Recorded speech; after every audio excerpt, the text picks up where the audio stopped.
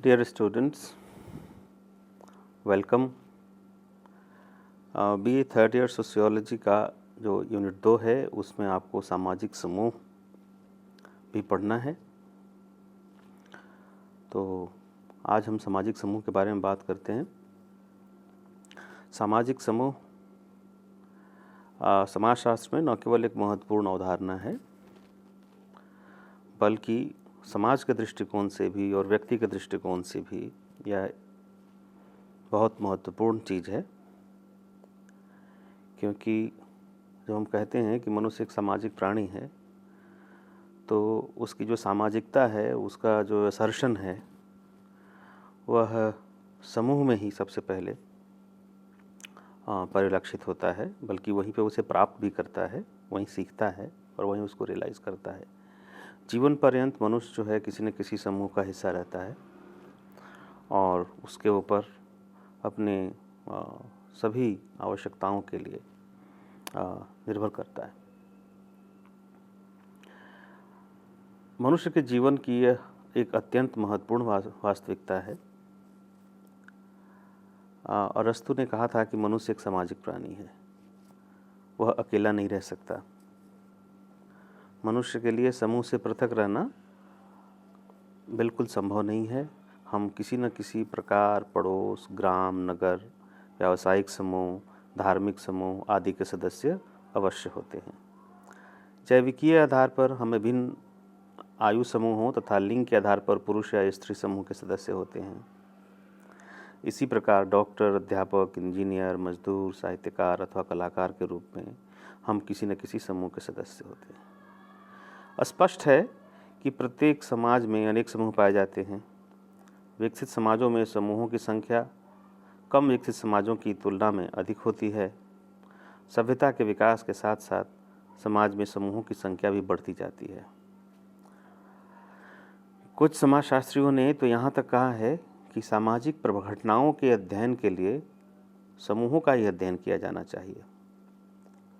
Bogardus के अनुसार उन्होंने परिभाषा जो समाजशास्त्र की दी तो उसमें समूह को प्राथमिकता दी और उन्होंने कहा कि समाजशास्त्र और कुछ भी नहीं, समूहों का अध्ययन है। इसी तरह लैंडिस ने भी यह कहा है कि समाजशास्त्री समूहों का अध्ययन करते हैं क्योंकि वो महसूस करते हैं कि कुछ सीमा तक एक व्यक्ति उन समूहों का योग है जिससे वह संबंधित है। तो इस दृष्टिकोण से हम थोड़ा सा सामाजिक समूहों के अर्थ को समझेंगे और उसकी परिभाषाओं को भी समझने का प्रयास करेंगे। तो सामाजिक समूह दरअसल ऐसे व्यक्तियों का एक संग्रह है जिनके बीच किसी न किसी प्रकार का संबंध पाया जाता है। समूह का अर्थ स्पष्ट करते हुए मैकाइवर एवं पेज ने कहा है कि समूह से हमारा तात्पर्य व्यक्तियों के किसी भी ऐसे संग्रह से है जो एक दूसरे के साथ सामाजिक संबंध स्थापित करते हैं।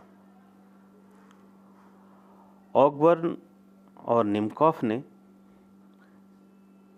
यह बताया कि जब कभी दो या दो से अधिक व्यक्ति एक साथ मिलते हैं और एक दूसरे पर प्रभाव डालते हैं तो वे एक समूह का निर्माण करते हैं।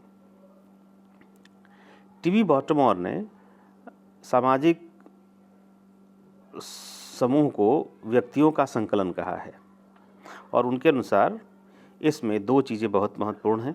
एक, विभिन्न व्यक्तियों के बीच निश्चित संबंध का होना और दूसरा, प्रत्येक व्यक्ति समूह और उसके प्रतीकों के प्रति सावचेत रहता है। इसी प्रकार से मर्टन ने समूह के लिए इन बातों का होना आवश्यक माना है। नंबर 1, दो या दो से अधिक व्यक्तियों का होना और इसमें सामाजिक संबंध का पाया जाना। यह संबंध व्यक्तियों में बार बार अंतःक्रिया से बनता है। और तीसरा, कि व्यक्ति के किसी समूह का सदस्य माने जाने के लिए यह आवश्यक है कि वह स्वयं अपने को किसी समूह विशेष का सदस्य समझे, उसके प्रति हम की भावना रखे। साथ ही यह भी आवश्यक है कि समूह के अन्य सदस्य तथा दूसरे समूह भी उसे उस समूह का विशेष सदस्य समझें। तो इन सब परिभाषाओं के आधार पे हम कह सकते हैं कि जब दो या दो से अधिक व्यक्ति पारस्परिक रूप से एक दूसरे को प्रभावित करते हैं अथवा किन्हीं सामान्य हितों के लिए एक दूसरे के साथ अर्थपूर्ण अंतःक्रियाओं के द्वारा संबंध स्थापित करते हैं, तो एक समूह का निर्माण होता है। तो बच्चों, समझता हूँ इसके द्वारा हम सामाजिक समूह के अर्थ को और उसकी परिभाषा को आपके सामने स्पष्ट कर पाए हैं। बहुत बहुत धन्यवाद। आगे की वीडियो श्रृंखला में हम सामाजिक समूह की विशेषताओं के बारे में बात करेंगे।